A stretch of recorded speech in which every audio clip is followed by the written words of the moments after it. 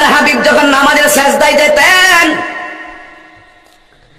আহলে বায়তের সদস্য হযরত ইমাম হুসাইন নবীর পিঠ মোবারকের মধ্যে বসে যেতেন। নবী আমার 3 বার সুবহান রাব্বিয়াল আলা পড়তেন, কিন্তু হুসাইন পিঠ থেকে নামতেন না। 6 বার নবীর পিঠ মোবারক থেকে হুসাইন নামতেন না। এইভাবে আমার নবী সেজদাটাকে লম্বা করতে করতে শরীরের মধ্যে পানি মোবারক জমে যেত।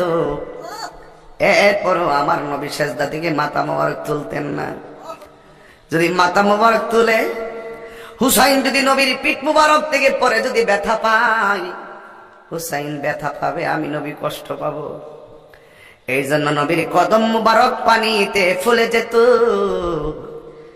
যতক্ষণ ইমাম হুসাইন পিঠ থেকে নামতেন না, ততক্ষণ পর্যন্ত আমার নবী সেজদা থেকে মাথা মোবারক তুলতেন না। এমন একটা মুহূর্তে আমি এমন একটা বয়ান ধরছি, দুনিয়ার বাড়ি দুনিয়ার ঘুম ডিলেট করে দাও।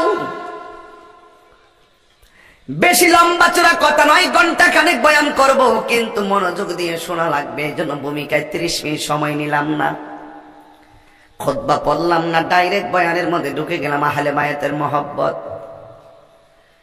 যেই নবী একদিন হুসাইনকে হাসানকে ঠোঁটের মধ্যে চুমা দিছে, ইমাম হুসাইন রাদিয়াল্লাহু তাআলা তার আম্মাকে বলছিল, আম্মা, আমার নানা জান তো 2 জনকে সমান ভালোবাসে, আমার কেন গলার মধ্যে চুমা দিল, আমার ভাইকে কেন ঠোঁটের মধ্যে চুমা দিল, এই বেদ আমি জানতে চাই। নবীকে ডাক দেওয়ার পরে নবীকে বলে, ফাতেমা ডাক দিয়ে, ইয়া রাসূলুল্লাহ, আপনি হাসান হুসাইনকে সমান ভালোবাসেন, কিন্তু হুসাইনকে গলার মধ্যে চুমা দিছেন, হাসানকে ঠোঁটের মধ্যে চুমা দিলেন। এই জন্য হুসাইন তার কারণ ব্যাখ্যা চাইছে, ভালোবাসার ধরন ভিন্ন কেন। আমার নবী বলে, ফাতেমা, আমি যাহা জানি তুমি তা জানো না, আমি যাহা শুনি তুমি তা শোনো না গো। আমার হুসাইন তো আজকে তোমার কাছে প্রেমের কথা বলার সুযোগ পাইছে। এমন একটা সময় আসবে তাদের দুঃখ বুঝার, দুঃখ বলার মতন জায়গা থাকবে না। আমি আমার নাতি হাসানকে ঠোঁটের মধ্যে চুমা দিছি, এই ঠোঁট দিয়া বিষ পান করে একদিন তারে জহর পান করে শহীদ করে দিবি। আর আমার হুসাইনকে গলার মধ্যে চুমা দিয়েছি, একদিন আমার হুসাইনকে এই দিক দিয়ে ছুরি চালায়া দুনিয়া থেকে বিদায় করে দিবি।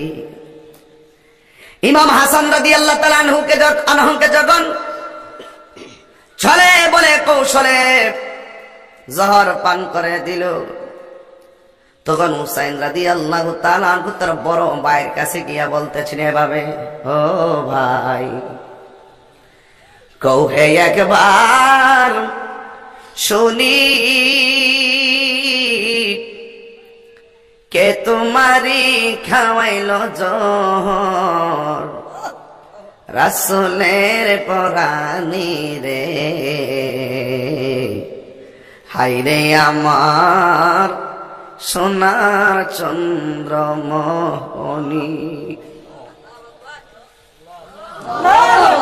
কেমন লাগে রে বাবা? ও ভাই, এই বড় ভাই হারাই দিতেছে, দেখেন কেমনে একা হয়েছে। নানা হারাইছে, মার হারাইছে, বাবার হারাইছে, লাস্টে বড় ভাই কবুতরের জোড়া, এক ভাই যাইতেছে গা। তখন ছোট ভাই হুসাইন মতো এই কথাগুলো বলার সুযোগ পাই না, এই জন্য আজকে গোড়ার থেকে ধরছি, একটু জায়গার থেকে ধরছি কিভাবে কি হইতেছে। ও ভাই, কও হে একবার শুনি, কে তোমারি খাওয়াইছে জহর, রাসূলের পরানি রে, হায়রে আমার সোনার চন্দ্রমণি, হায়রে আমার সোনার চন্দ্রমণি।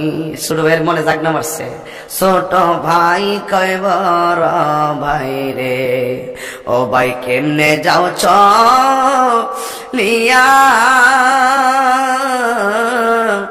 আজকে থেকে কান্দি আমি বাইহারা হইয়া রে, হাইরে আমার সোনা চন্দ্রমণি ও ভাই কহে একবার শুনি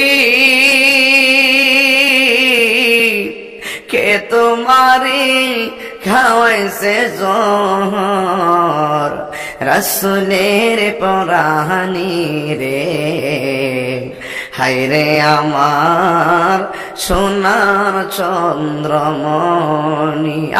আল্লাহ বলে ও জিবরাইল, ও জিবরাইল যাও না রে চলিয়া,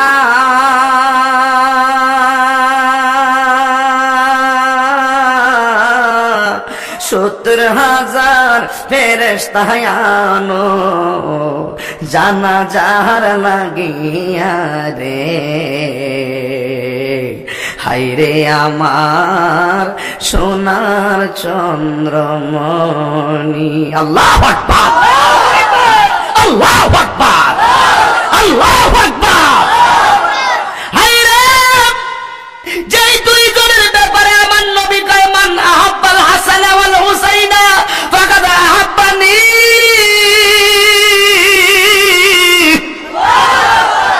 যাদের ব্যাপারে আমার নবী কয় যারা আমার হাসান হুসাইনকে ভালোবাসবে তারা যেন আমি নবীরে ভালোবাসলো, ওয়ামান আবগাদাহুমা ফাকাদ আবগাদানি, যারা আমার হাসান হুসাইনকে কষ্ট দিল তারা যেন আমি নবীরে কষ্ট দিল। আল্লাহু আকবার। এই জন্য বাবা আমার কিছু কিছু ঘটনা মূলত ঘটনা নয়, কিছু কিছু ঘটনা মূলত চেতনা। এই কারবালার ঘটনাকে ঘটনা বইলা উড়াইয়া দিবেন না, কারবালার ঘটনা মূলত একটা চেতনা, আহলে বায়াতের মহব্বতের কথা বলছিলাম। আল্লাহ রাব্বুল আলামিন কোরআনে বলেন কুল লা আসআলুকুম আলাইহি আজরান ইল্লাল মাওয়াদ্দাতা ফিল কুরবা,